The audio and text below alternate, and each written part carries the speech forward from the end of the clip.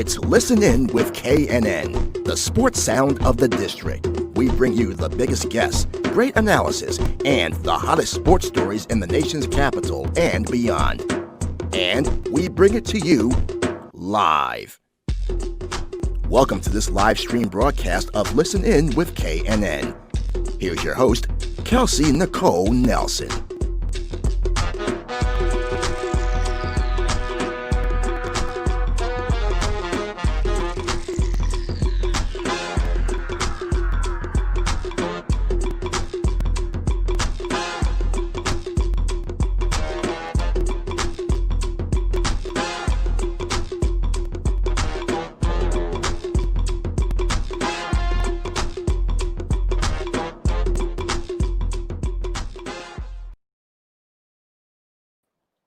All right. Hello, everyone, and welcome to another live stream edition of Listen In with KNN, presented by Fox Sports Radio. I'm your host, Kelsey Nicole Nelson. Happy Friday. Happy Juneteenth. So much to celebrate. So much to talk about. I want to thank you all yesterday for joining me for my special live stream edition with Art Still. And today we're going basketball. We're going with a man who knows his basketball, but also a man that does amazing things in the community. He goes by Anthony Morrow. If you guys know him from his amazing basketball career in the NBA, the Big Three, and so many other things. He's also an entrepreneur, so we're going to hear his life story, talk about the current issues, and yeah, we're going to talk about what we see happening next with the NBA. So without further ado, please help me welcome my very special guest to today's show, who is none other than Anthony Morrow. Anthony, how are you today? What's going on? Thank you for having me. I appreciate it. We can't hear you good, Anthony. Here we go. My pleasure. I'm so excited to have you. And you're joining me. Yep, we can hear you good. You're joining me from Charlotte, right? Yeah, we in Charlotte, man. Charlotte, North Carolina. Nice. Charlotte's nice. It's a city that has my heart. I lived there briefly in 2013 when I was working for NASCAR. And let me tell you, if I wasn't living in the DC area, Anthony, I would choose Charlotte to live. It's a beautiful, wonderful city. So I'm a little jealous right now. But in Charlotte, you've been doing some amazing things. I've seen your Instagram. You've been in protest marches. You've been speaking out. So kind of first, I'd like to check in with my guests. Give me an update. How are you feeling? How are you doing? We're doing well, man. We're doing really, really well. It's I've never been more proud to be a black man in my life, and my kids feel it, my family feels it, and it's been quite, just quite the adventure right now. Rest in peace to all of what I call the martyrs. You know what I'm saying? All of our people that have been killed by law enforcement, and I'm thankful that people have woken up, and they waking up to see like that it's an issue that if we don't fix it as a nation, then it's not going to change, so right. I'm just really proud to see all age ranges of black people and white people, the younger generation, they all coming together. Yeah. Because they came up in a social media era where the race is not as, like, race issues aren't as serious as to them as it was for us and our parents and our grandparents.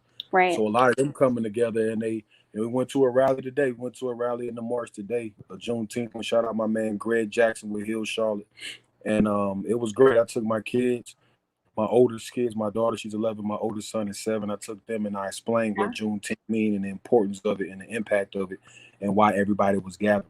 So the communication has been good. The information, people researching and really taking heed is not a time right now where people are turning the other cheek or they trying to turn their back on it, like it's right in everybody's face. So we gotta deal with it. It ain't about money, ain't about status, fame, none of that. It's everybody all in together.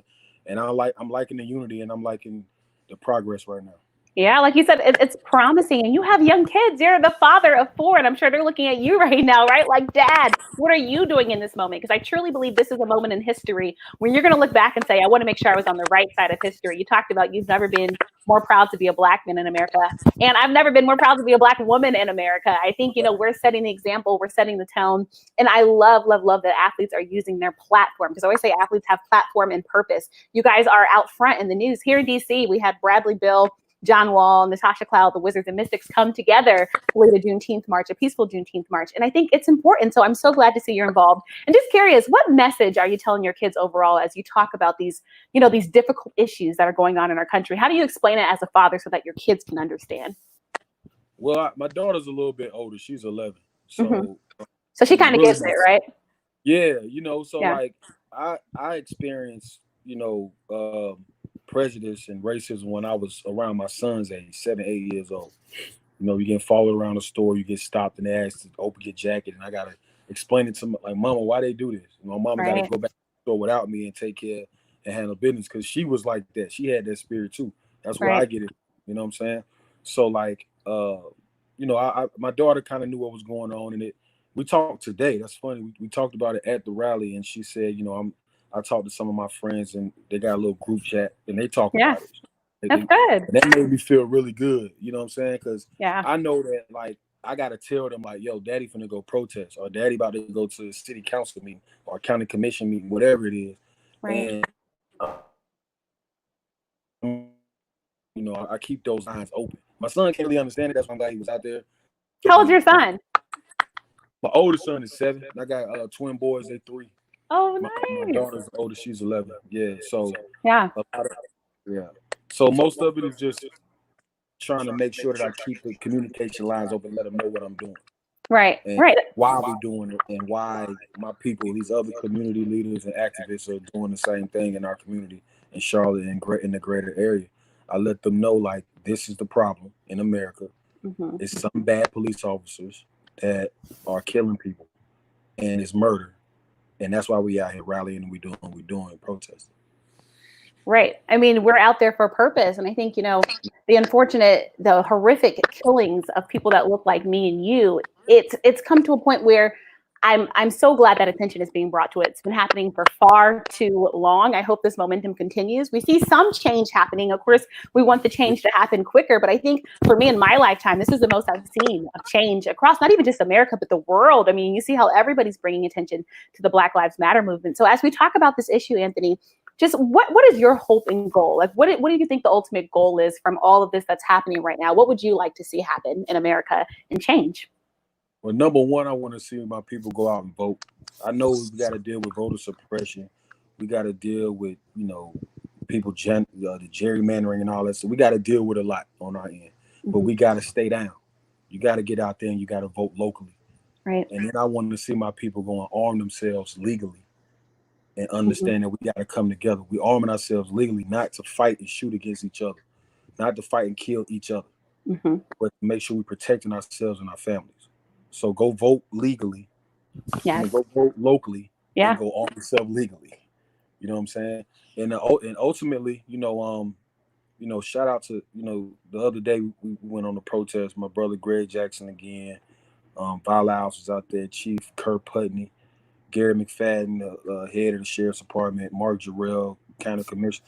Like we had a great march the other day, and Malcolm Graham, that works in city council, made a lot of great points. His sister was one of the ones that got killed in the South Carolina.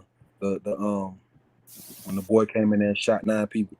Yeah, the shooting at the church. Yeah, Dylan Root. Sister was one of them. Our city council guy, Malcolm Graham, his sister was one. He made great points, and everybody's being unapologetic about it, and it's causing real change. So Right. we got to see policy and legislation change. Yeah. We gotta really sit down. Just here in Charlotte, we gotta do our part in every city that we in. So we doing our part here in Charlotte. We sit down with CMPD and the sheriff's department. And we say, look, man, this has to change. Yes, we came with a list of demands. Right. You know what I'm saying? Officer needs to intervene when somebody is using excessive force. When one cop is using excessive force, the other officer has to intervene. The use of your gun has to be the last straw. You know what I'm saying? So like voting right and legally arming yourselves is what all my people to do. You know what I'm saying? And that's my athlete homies, everybody. Right. It ain't about nothing right now. You know what I'm saying? It ain't about no status, money, nothing. Like we gotta go do it. Get registered to vote. And I got something where I'm trying to make sure people where I'm from, West Boulevard, can get registered to vote. And if they need transportation, we working on trying to go down there and get them. That's wonderful. Yeah. I need all my homies to do that play, because it's guys with the means to do it. Everybody can't do that. Right. You know what I'm saying? The guys with the means and the power and the connections and the network ability to get that done in your city, get it done, man. Even in the city you play in, it's a hood in the city you play in. Yeah. Go do it there. If you can't do it in your hometown, you know what I'm saying? So that's important. That's very important. I think that's what I want to see. I want to see policy and legislation change, and I want to see all my people get registered to vote, go vote, and arm themselves legally. That's what we need to do.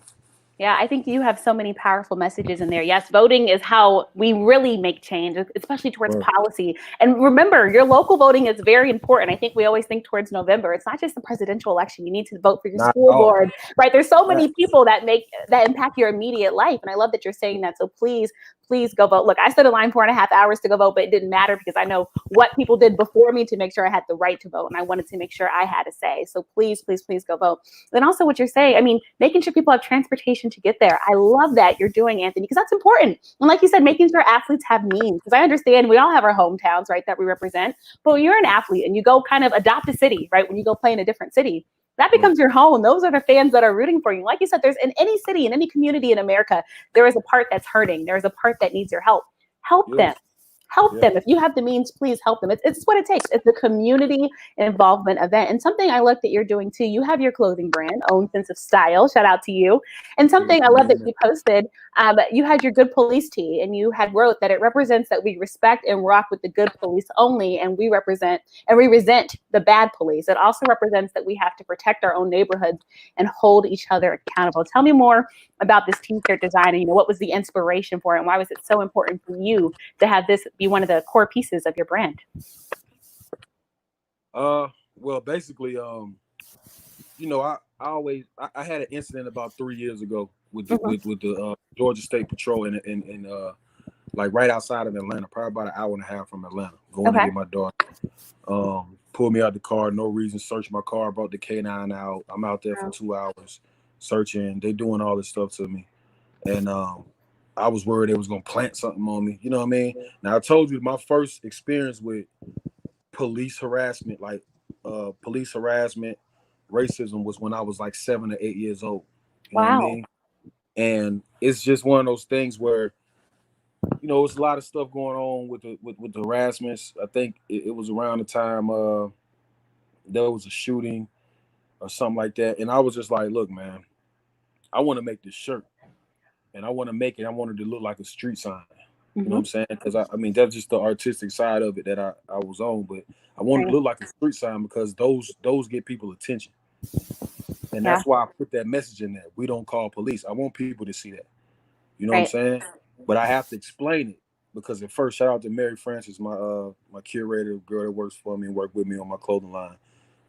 She was like, I don't know, like, you sure? I was like, yeah, I'm telling you, like, I want to do this. It's gonna hit. You know what I'm saying? Yeah, we sold out. I just sold one a day. Like it picked up during this time a lot. Like a lot of people. I'm sure, yeah. So like, pretty much sold out of them. But it was just a message, a strong message on the shirt that says, look, we only rock with the good police. And I would never with that F the police stuff like that, because I have family members in law enforcement and I would be hurt and crushed if something happened to them.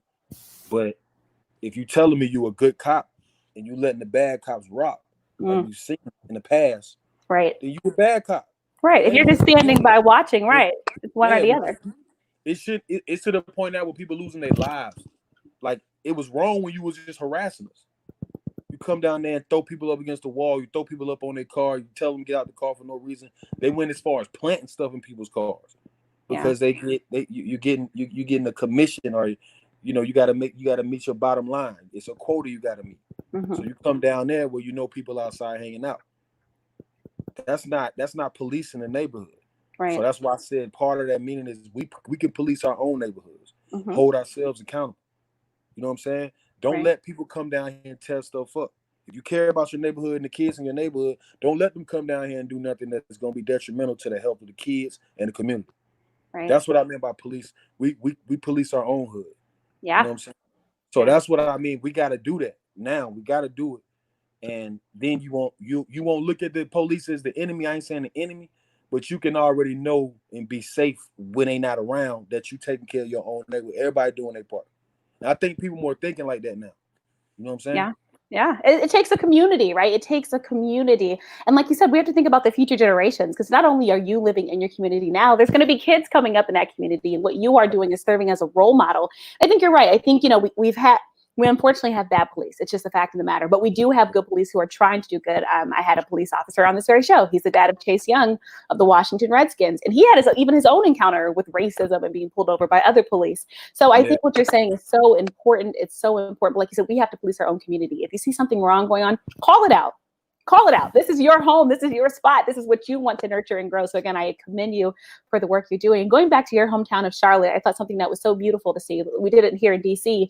Black Lives Matter. We had a whole plaza, we had a whole street. I saw it in Charlotte as well. I mean, what did that mean to you in your hometown, seeing the street represent people like you, people like us? I mean, what did that mean to you when you saw the city of Charlotte do that? And it was, I got goosebumps. I just got goosebumps again just thinking about it. Yeah, we went down there and took pictures last week. I went down there and just, when they first did it, I went down there and just rode and just trying to just catch the vibe and the energy with everybody. And it was so dope. It was great, because it wasn't just us. It wasn't just Black people. You know what I'm saying? Like, people can appreciate that. I think they brought in 17 different artists and painters. They brought like 17 different artists in to do it. And they put Valau's name, our beautiful Black mayor who I love. I call her Mama Val. Mama Vi. And she they put her name on one of them. You know what I'm saying? Unfortunately, we had some people come and try to deface it. They try to put the tire marks on the street. But you still can see it. It's still beautiful. The other day we went over there when we protested. We all went like in rectangular form around and got down on one knee for we did the 8 minutes and 46 seconds in honor of George Floyd. Wow. And it was a powerful moment. And it was, it's beautiful though, man. I think they, I don't think they're gonna let people. I think they're gonna turn into a plaza, like now. And it's huge, man. It's huge. It's a long time coming. I know my grandparents would look at this moment now and say, this is why we went through what we went through. And my mom and daddy and my great grandparents went through what they went through. You know what I'm saying? And we got way more work to do. Don't get me wrong. But I know that they happy. They would be happy that we got to see that happen in Charlotte. Right. And the same way for my people in DC. You know what I'm saying? So, I'm honored. I'm here, and it's like everything I've been preaching this and saying this and standing on this for my whole life. It's just that, now it's like, oh, people turning their head like, oh, it is real. So now the line drawn in the sand, you're on one side or the other. Right. So I appreciate everybody that's on the right side of this. I appreciate, again, it's been a crazy time in history. I think we all know 2020 has just been, it's been crazy, right? Kobe was taken from us. COVID-19 came, and then all of this kind of got stirred up. And once again, we saw the killing of innocent lives taken too soon, of Black people. And I think now, everything has mustered up, but I think it's the promising part, because there is light at the end of the tunnel, I promise, is that what we're seeing right now, people coming together, have had difficult conversations with people that don't look like me, asking, hey, Kelsey, what can I do to help? What can I do to input? And like you said, athletes stepping up. And I think this is what I want to talk about with you next. We see this kind of new wave of athletes and activism, right? And I think especially in the NBA, we're seeing the NBA players probably for the first time in a long time really come up and stand up and lead their communities, leading protest marches, talking about, should we play? Should we play with all that's going on? So when I get your thoughts, of course, we have Kyrie Irving kind of leading this change, even talking about possibly creating a separate league. I mean, what are your thoughts? Do you think that NBA players have the justice to kind of stand on this issue? Or do you think them playing and bringing issue to this platform and this purpose is stronger to bring more attention and kind of keep this Black Lives Matter movement growing and getting stronger? I spoke about this yesterday in my story on Instagram. Yeah. And bottom line, like I haven't known Kyrie Irving. I know him. He's cool, but I don't know him to be on the activist tip. You know what I'm saying? I won't speak on that because I don't know his heart. I don't know what he got going on up here or in here. Right. All I know is if you're speaking about it and you got a movement, you better do it, because this is the time to do it now. If they do not go back and play basketball, now I'm like I'm. Can you see me? There we go. Now we got you back. Hold on. Technology, right? Can you hear me? Yep, we can hear and see you. Can you hear me? All right. I can't hear you. I'm trying. All right, I'm gonna take you off and bring you back on. Can you hear me now? Can you still not hear me? All right, give us 1 sec, a little technical difficulties. Okay, can you hear me now? Did we fix it? All right, There we go. Yeah. If they gonna do something, they got to do it now. You know what I'm saying? Like, I do agree. I'll say this, and I stand on this. I do agree with Steven Jackson. Shout out my big brother, Steven Jackson. I agree with Stack Jackson saying that it is going to be a distraction from what's going on right now in America in terms of social injustice, police brutality, and everything that's going on. This is the only time players will have a chance to step up and really make a stand while we dealing with COVID, and it's a stoppage in everything, especially with this going on. Because it's the George Floyd, Breonna Taylor, Ahmaud Arbery, Rashard Brooks, that's eclipsed everything, and even in terms of the virus. Right. Sports ain't nothing going on anyway. So if you're going to make a stand, better do it now. That's why I spoke to the body of the NBA, the guys that's the mid-level guys, many mid-level guys that make up the NBA in terms of not money. Those guys are uncomfortable. You need to speak out. You better say something to them GMs, them coaches, and them owners, and hold their feet to the fire and see where they stand, so you know where you stand. Because you're gonna blindly walk into something trying to hide behind the scenes and just see what's gonna happen. What's LeBron gonna say? What he gonna do? Oh, Kyrie thinking about starting a new league. If Kyrie Irving starts a new league right now, that'll be monumental. Don't get me wrong. Is he really gonna do that though? Like, that's my thing. Like, a lot of people talking, you know what I'm saying? Like, I want to see it. Yeah, you want to see action. Like at the end of the, because I ain't with that. You know what I'm saying? Like, at the end of the day, if you don't do anything and they don't finish the season, they're going back, okay, cool. Y'all made y'all decision, y'all standing on it. Well, we gonna tear up the collective bargaining agreement, and we coming back to the table, and they're gonna try to take everything. Yeah. I should get the union to come in and make a list of demands in terms of social injustice and what they want to see changes in each of the cities that they play in. Right. So that's how I feel about that. You hear what I'm saying? Yeah. No, look, this is powerful. This is why I wanted to talk with you, because I think with somebody that has NBA experience, right, it's harder for somebody who hasn't played in the NBA to talk on it. I mean, it's a different platform, right? You guys have different pressures on you to stand up. And I think that was my next question to you. For those athletes right now that see these big superstars of the NBA speaking up and speaking out, and they're kind of on this place where they don't know what to say exactly. They're afraid of some of the backlash they might get, or they might not know what to do to make a difference. I mean, what message would you have for them to get involved now? Because it sounds like you're saying this is the time to go now. If you haven't stood up, you need to quickly. But again, I do think there's those guys that are probably looking at people like you and say, okay, I see he's doing this, but is that right for me? Or I want to make a difference a different way. I mean, what message would you have to those guys? They're kind of in the middle right now, Anthony, trying to figure out what to do next to make a difference in this Black Lives Matter movement. Speak out. You ain't gotta, like, that's the thing. That's the main thing. Like, I'm telling people, I'm not just saying this for people that play sports. You know what I'm saying? Just basketball, football, whatever. I'm saying this to anybody with a platform. I don't care what you do, who you are, rapper, entertainer, actress, actor, anything. Get out there and just say something. I'm not asking you to get out there and protest like I'm doing. You don't have to do all that, but just speak out. And if you don't look like me, if you're a white person, or if you whatever race you are, if you're not outside of being African American or Hispanic, then check on us. Because watching our brother die like that on that street by that police officer with his foot on his neck for 8 minutes and 46 seconds, that did something to me. That could have been me, my daddy, my kids. Like, you know what I'm saying? Like, it don't matter. When you have that level of brutality and hate in your spirit to do that to somebody of our race, you'll do it to anybody. And there's other police officers speaking up on that. You feel me? So just speak out. Say something. Check on us. You know what I'm saying? Like, holler at me, you know? So that's the main thing, man. It's not even so much about getting out. You don't have to, I wouldn't say be uncomfortable going and doing something that you wouldn't do. You wouldn't go out there and protest. You don't feel comfortable with that right now, especially with COVID. Okay, I understand that. Right. You can get out there and speak out on your platform, though, especially if you have a big platform. Say something. You know what I'm saying? If you feel like something wrong and you want to help, just say something. Right. Just say something. And then see who responds to it. Bottom line. Yeah, it's huge, right? Because you look at a league like the NBA that's predominantly African American. There's power in that, right? I mean, without Black players, we have no NBA. It's just a simple fact of the matter. And again, these are superstar players. Everyone's watching. They look up to you. Think about all the followers you guys have.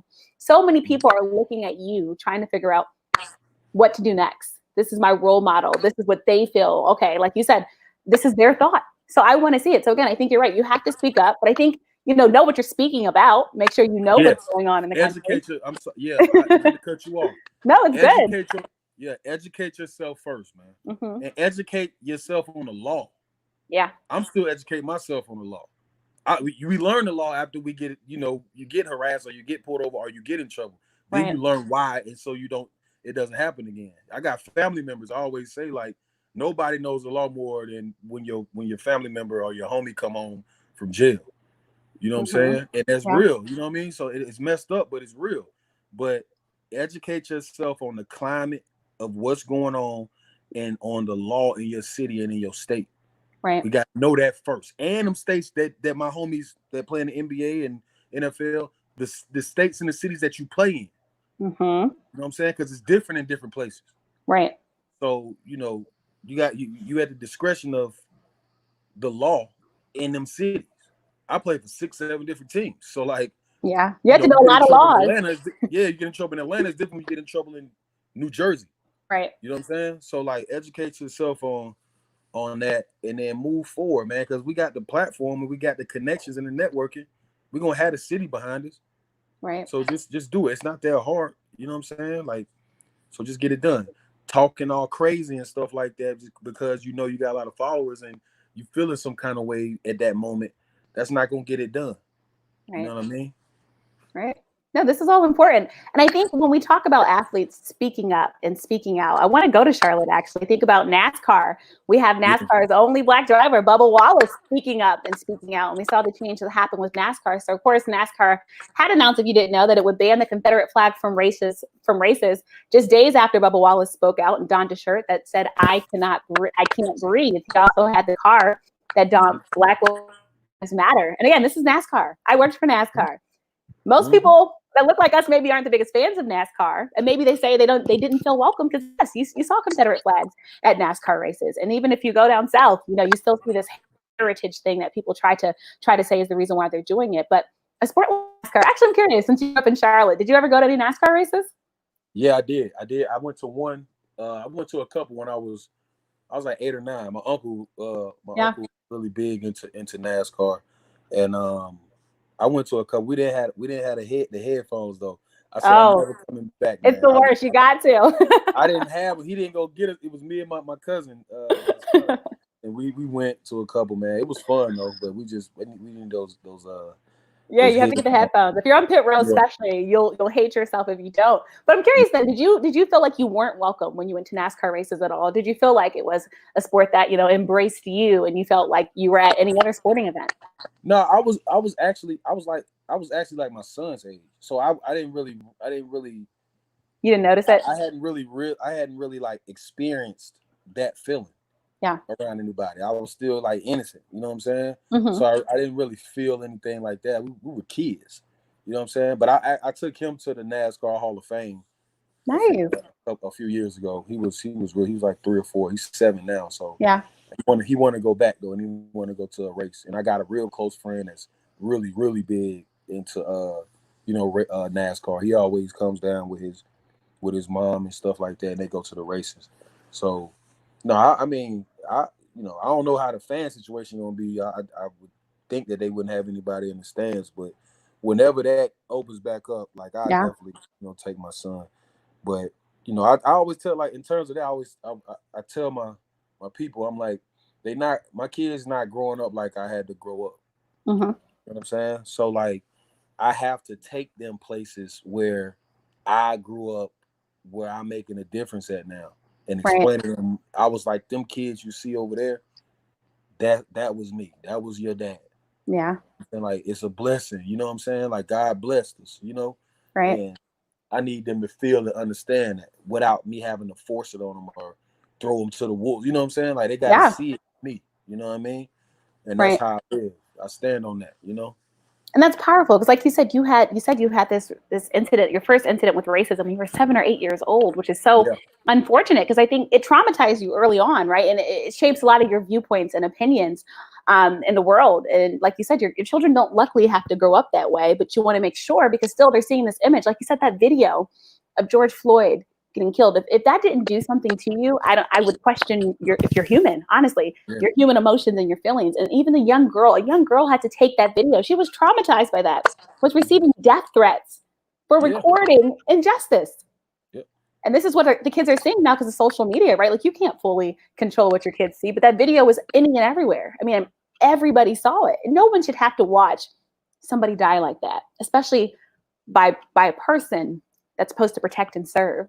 And so I think what you're saying is so important and so powerful. And again, we're trying to make a better future for tomorrow, for the children of tomorrow. Your kids are going to grow up and be our age one day. We want to make sure hopefully they're not tackling these same issues that me and you are having to grapple with now. But going back to the NASCAR thing, since you have been to a NASCAR race, you have taken your son, would you feel more comfortable now maybe going to more races when we can get back, of course, to the sport and be there in person, knowing that the Confederate flag will no longer be at NASCAR races?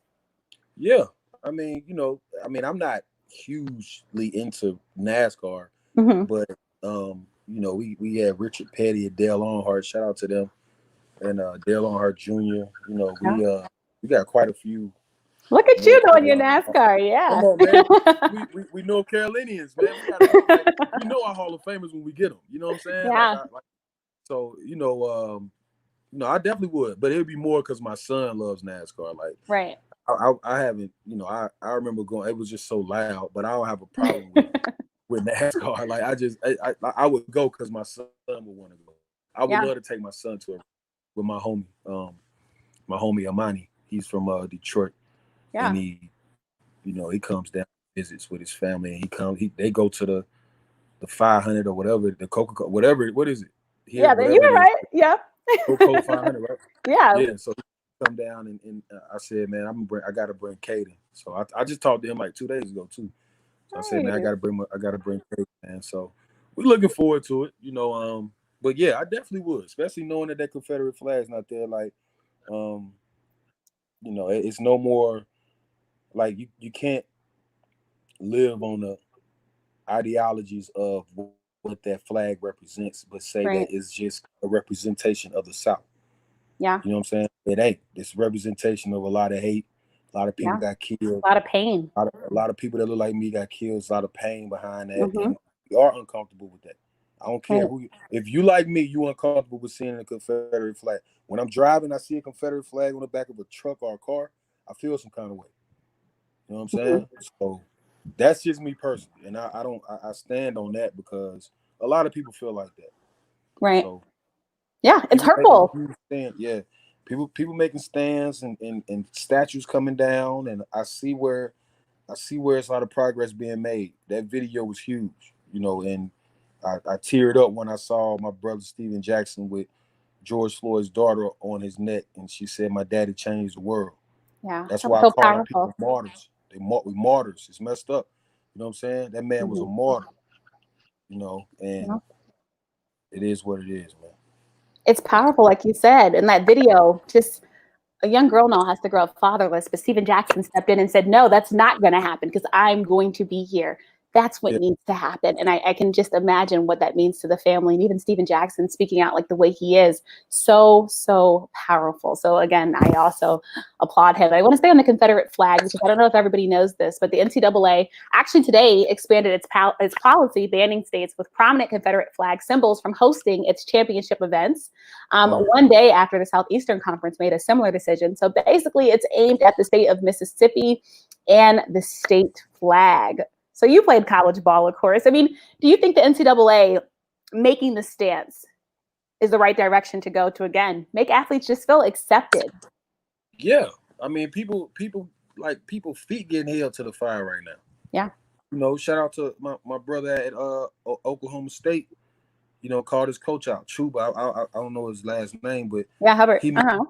He came out and made a statement and said, I ain't gonna stand for this. Right. Coach was wearing a really, really right wing shirt. You know what I'm saying? The OAN shirt. Yep. And he came out and spoke on it. He the best player on the team. So he like, Yeah. look, the NCAA is like, whoa, like, first of all, we got to deal with COVID. Now we have to deal with real social injustice, police brutality, where is beyond control.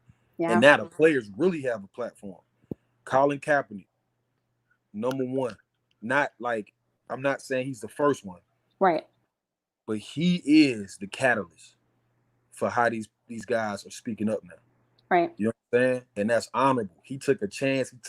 He took all that blackballed, you know what I'm saying? Mm-hmm. And he did that. And now you got guys everywhere. I'm watching my little high school homies speak out, and I'm seeing them speak to each other in group chats, and they talking to each other on Instagram and DMs and just talk about what's going on. That's how powerful that video was.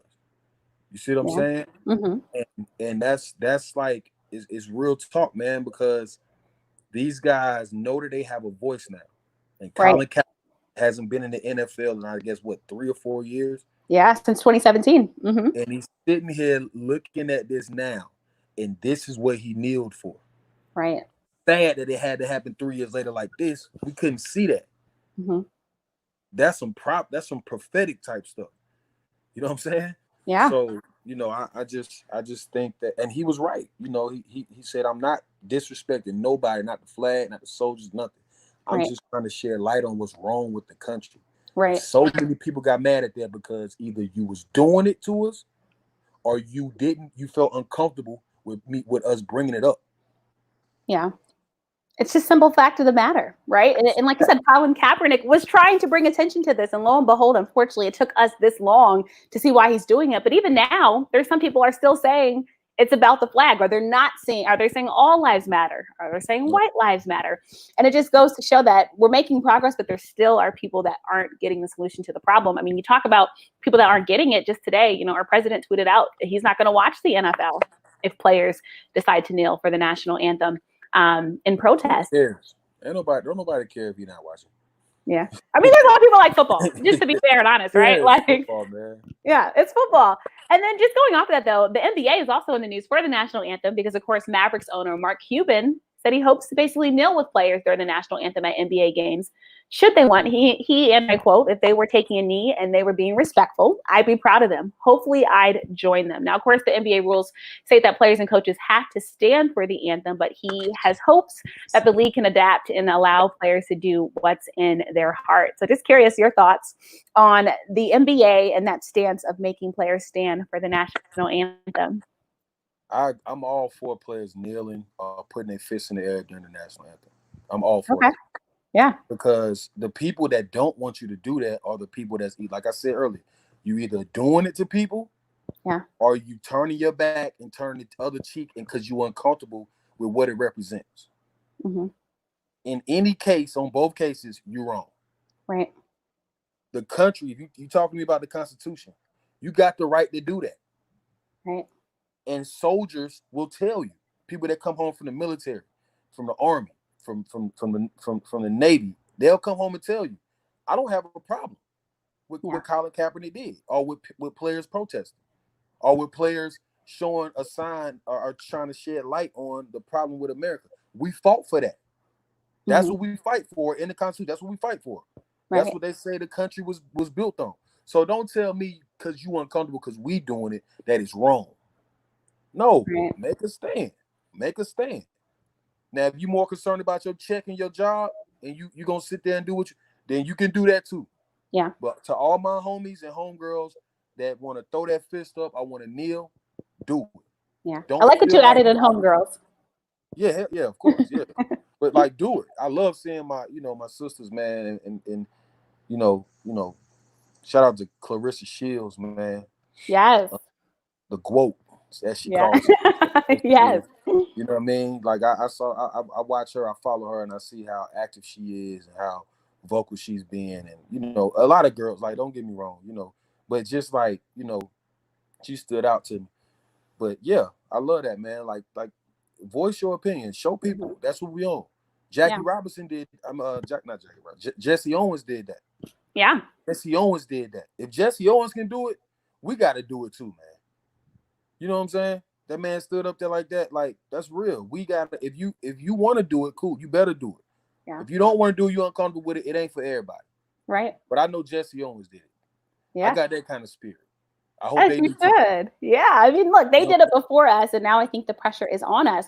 But I think the NBA has been in the forefront of a league that's kind of getting it right. And I want to go off of that because I want to ask you about the job that you think Adam Silver has done with the NBA, because I think he gets a lot of applause, quite frankly, for how he's kind of handled these different instances that have come up right throughout the NBA season of injustice and how players have handled it. And it seems that he is trying to embrace players having a voice and using their platform. Just, I want to get your thoughts on the job that Adam Silver has done with the NBA and handling this situation and others before this. I think Adam is doing a great job. Yeah. The commissioner is doing a great job. Like, you know, he had to deal with Kobe. You know, they took care of the potential lockout situation. You know, he's seen a lot. You know, working under, you know, God bless the soul of David Stern, working under him. Mm-hmm. But he's a player-friendly commissioner. Unlike, you know, no disrespect, but unlike like Roger Goodell, you know what I'm saying? So like he kind of caught some flack because people felt like he was too player-friendly. Yeah. You know. Which is crazy, right? When you think about it. It's crazy. I'm a player, so like, you know, right. I understand. Yeah, like David Stern wasn't so player-friendly. But in terms of the older guys, when I came in the league, he was in the end of his career. But he's probably the greatest commissioner ever. Yeah. You know what I'm saying? In any sport. But Adam Silver came in and had to deal with all this right off the bat. And I guess he was, you know, his and I guess he would call what people would call his mentor passed away, God bless his soul. Yeah. He got a lot of this stuff on his shoulders without, you know, he doing this with just him and his people. Which is honorable, you know, dealing with Kobe and dealing with the potential lockout situation, and now COVID. This is stuff that's you can foresee a lockout coming. You can't foresee having to deal with the death of the top 3 greatest player in the world ever passing away, and then COVID-19, and then social injustice. So he's dealing with a lot. You know what I mean? A lot came his way. Yeah, he's doing it the right way. I think that he's giving the players enough room and enough, you know, enough. I don't want to say leash, but he's giving them enough a good way to speak and voice their opinions in terms of what they believe. Right. And that's huge, you know. But this is unforeseen times, and I think that he's doing a good job. He's doing a good job. I think that the player friendly, you know, they try to put that on them early on. And now it's like, now we need a player friendly. Yeah, to handle these situations, you better be player friendly. Yeah, because we have opinions now, we have voices, and we going through stuff, and we have concerns. So we need you.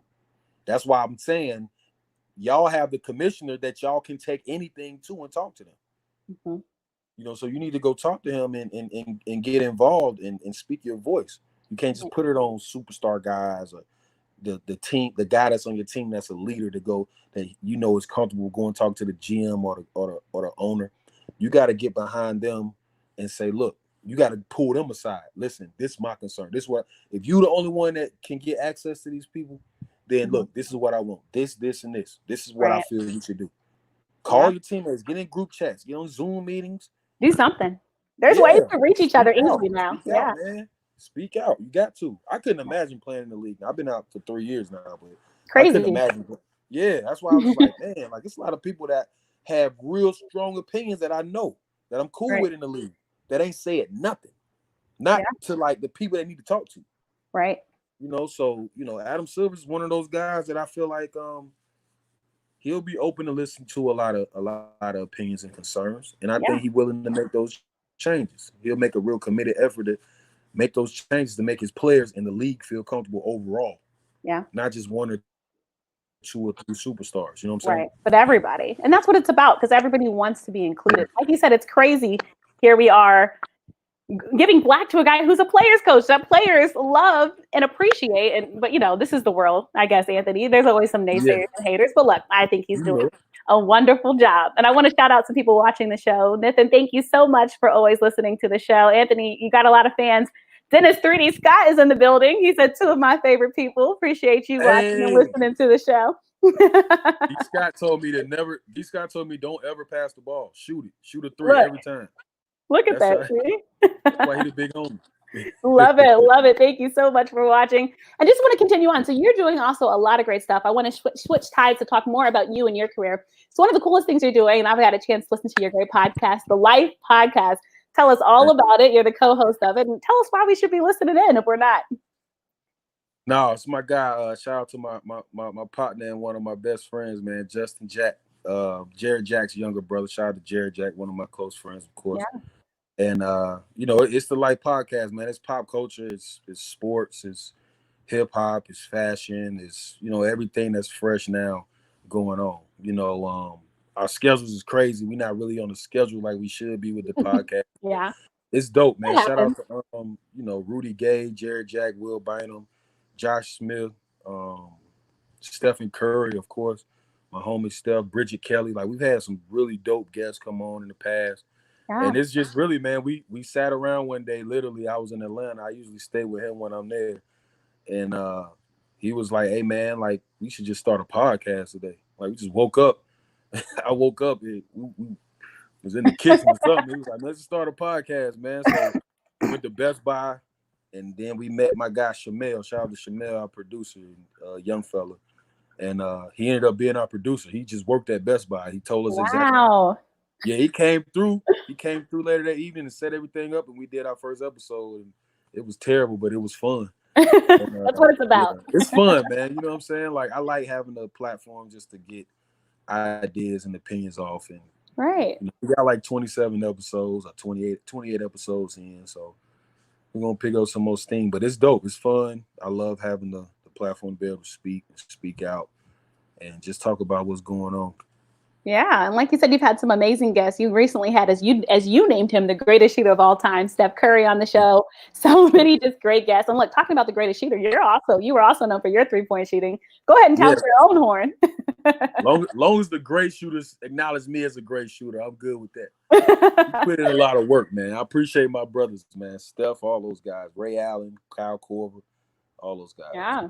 Just good memories. And also, while we're at it, why don't we talk about you and your NBA career? I mean, you went undrafted, but you went on to have a 10-year NBA career and even played in the Big Three. But let's just talk about some of the highlights, some of your favorite memories playing in the NBA. I mean, probably my rookie year, my first undrafted start, the 37 points, 11 rebounds. Yeah. Say a little louder for the people in the back, Anthony. 37 points, 11 rebounds.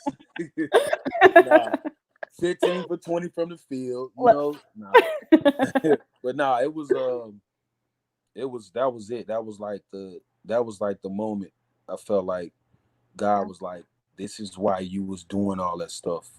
Yeah. Like, you was in the gym 3 times a day, conditioning, running, weights, 600-700 made shots a day on a gun and in a little practice freshman gym at Georgia Tech. You know what I'm saying? Like, this is what come back to the gym at night. Like, all that stuff was just like confirmation. Excuse me. I was just like, it makes sense now. And I just wanted more and more after that. Like, I didn't want it to stop. Yeah. So it was confirmation. I was like, I got to feel like this all the time. I'm like, everything was not in vain. I didn't get cut. I'm not overseas. They rock with me now. I remember like it was yesterday. That game, I scored like first 7 points or something, and I came down. I passed the ball to run the play because shout out to Coach Don Nelson. Yeah.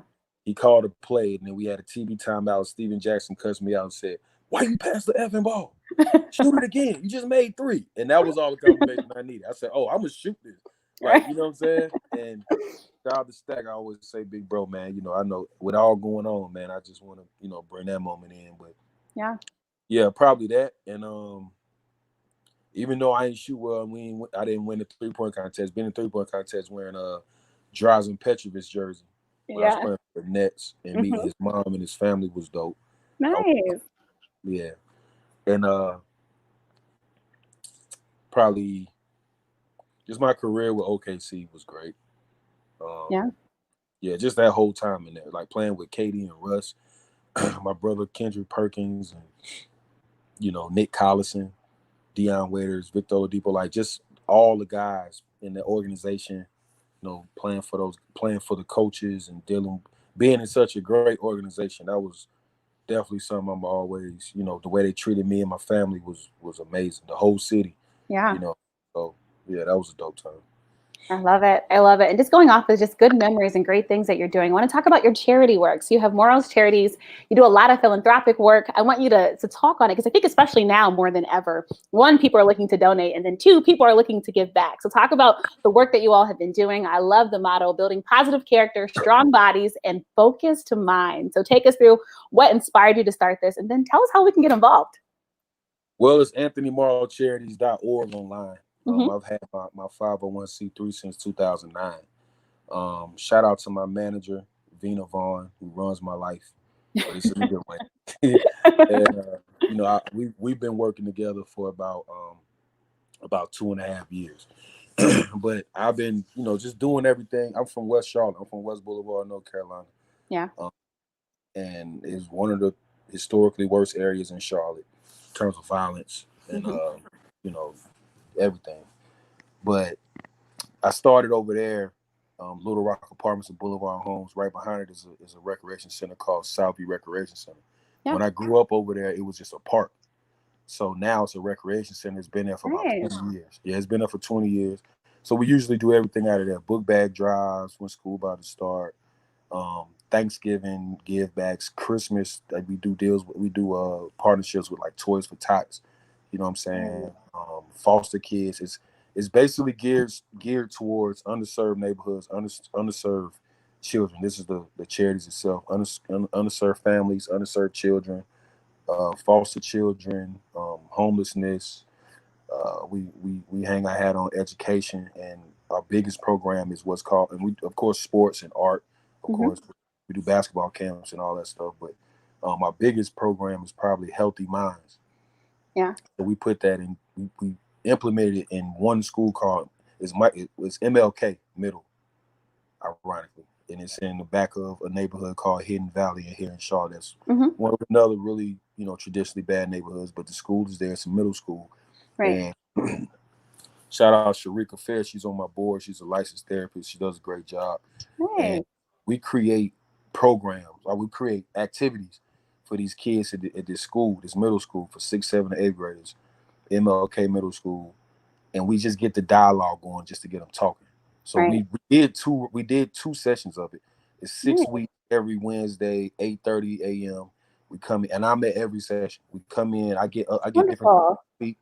Yeah, I get people that work on Wall Street to come in some days. Some days I get a trainer. Some days I get a girl that does hair, or is anybody. I get people in that with success stories, but they came from a lot. They had to endure a lot, So it's not just my voice they hear. They seeing people that are my friends that I'm cool with the same type of grind, but in a different, field. You know what I mean? Right. So it's not clinical. We just get them talking. We get them just interacting with each other. So like the first week is always maybe like 8 or 9 kids, and then by the 6th week we got 22, 27 kids in there. They all told their friends, you got to come to this, right?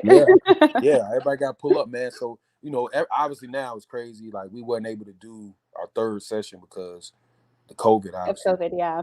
The kids really, really, really responded well, and they opened up, and it was dope to me because I'm vulnerable. I tell them about what happened to me in my life. I tell them about getting stopped by the police, or all the cases I've had, or problems I had with family, and I go into detail. I'm vulnerable because I want them to open up. And by the end of the week, by the end of the session, the 6 weeks, they all opened up about certain things, and they realized what was dope to me was that they was realizing people they wasn't as cool with was going through the same thing. Yeah, the same issues. But it was building relationships within the program, not knowing that person before it started. Wow. You know what I'm saying? Yeah. So like that was dope to me. I'm like, that's what this is for. I want y'all to be vulnerable, talking to each other, so that y'all can communicate. A lot of altercations happen because you're not talking to nobody. So somebody tick you off in the moment, something can happen. Right. y'all can work together on what y'all going through now, because y'all have a program and somebody that really cares, and they can reach out to us at any time. So that's our biggest thing with Anthony Morrow Charities right now. Right now, we focusing heavily on just what's going on in the climate of America right now with social injustice, and you know, so that's what we focusing on. But when everything comes back, we're gonna be able to put that back in and get that jumping. Yeah. We'll be on the lookout for that. I applaud you for the great work that you're doing, especially working with kids. It's needed now more than ever, especially, again, like you said, in our communities. So it's wonderful you're doing that. Can you give the website one more time so people can look at what you're doing and find out more? It's AnthonyMorrowCharities.org. Perfect. AnthonyMorrowCharities.org. Yep. That's perfect. And before I let you go, I have a fun one for you. I know you said you call yourself a hip hop connoisseur. So I want to know, if I went into your playlist, Anthony, what would I be hearing? What am I listening to? If I take your headphones, your beats, what am I going to be listening to? Well, today is just today or just in general? Let's do both. Let's do today and in general. Okay. I'll go in general right now. Okay. In general, you can go hear Griselda, shout out to my homies Benny the Butcher, Westside Gun, and Conway the Machine, and Keisha Plum, and all those dope artists over there. Lil Baby for sure is in there.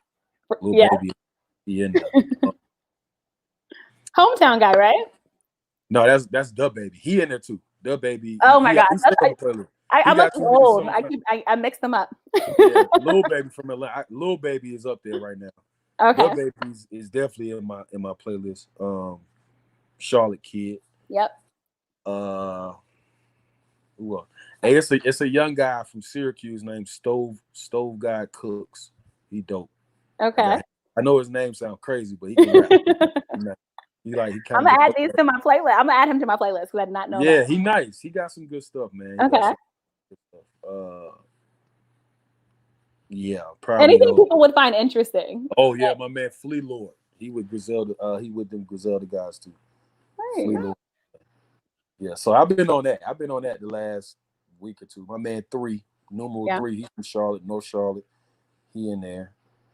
And for just today, and the last couple days since everything's going. But today for Juneteenth, we've been on Goody Mob, Soul Food, and Tupac. Nice. Yeah, All Eyes on Me and Soul Food, Goody Mob today. I love that. Can't go wrong with that. I love it. CeeLo Green going crazy, man. I love it. Anthony, this has been so much fun having you on. And before I let you go, thank you for letting me keep you a full hour. But before I let you go, any last words for the listening audience? No, I appreciate you. You know, if they want to follow, you know, Own Sense of Style, get it over here. OwnSenseOfStyle.com, at Own Sense of Style on Instagram. It's the Life Podcast. Me and my partner Justin Jack. AnthonyMorrowCharities.org, like I said. Young Fresh on Instagram, Mr. Anthony Morrow on Twitter. That's all it is, man. I just want to let everybody know, man, peace and love. Vote right. Vote the right way if you want real change. Yep. And legally arm yourselves and stay safe and protect your family, your children, and your community. Perfect. What a powerful message, Anthony. Thank you so much for joining me, and happy early Father's Day to you. I hope the kids spoil you. Yeah, we're gonna see what I get. Probably get some underwear, some socks. That sounds like typical dad stuff. Look, you're in that typical dad movie now. Yeah, I'm cool with that. I love it. Well, enjoy Father's Day, and please don't be a stranger to the show. Thank you again so much for joining me. Thank you so much. My pleasure. Have a great one. Stay safe. You too. Thanks. Bye. All right, everyone. Thank you for listening to this live stream edition of Listen In with KNN. We'll be back at 2 p.m. tomorrow when I'll be joined by none other than Ben Wallace. It's going to be another great show. A special thanks again to Anthony Morrow for joining me. Make sure you check out his charity work, AnthonyMorrowCharities.org. He's doing a lot of great things. And also, please remember, Listen In with KNN is also available on the podcast version of the show. You can listen on iTunes, Google Play, and Spotify. I could not do it without you. Big special thanks to my team, and big special thanks to all of my loyal listeners. Again, I could not do this without you all. You mean the world to me. 2 p.m. tomorrow, we'll be back, and then we'll be back again next week. Before I let you all go, have to have one more happy saying of Happy Juneteenth. please know your history, celebrate this momentous day, and let's not keep the momentum stopping. We need to make this a federal holiday. All right, that'll do it for this edition of Listen In with KNN. I'm your host, Kelsey Nicole Nelson. Until tomorrow, have a great one. Stay safe, peace, and love.